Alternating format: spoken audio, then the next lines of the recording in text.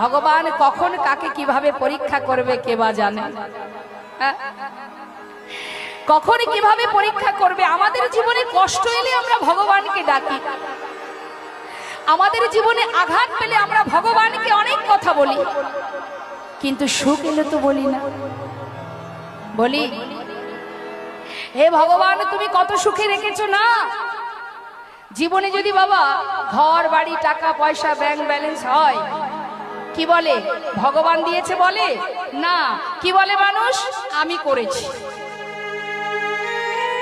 এ জমি আমি কিনেছি, এ বাড়ি আমি করেছি, এ গাড়ি আমি কিনেছি, এ করেছি ওই করেছি, এগুলো আমি করেছি আমরা বলি, বোকার মতো বলে যায়।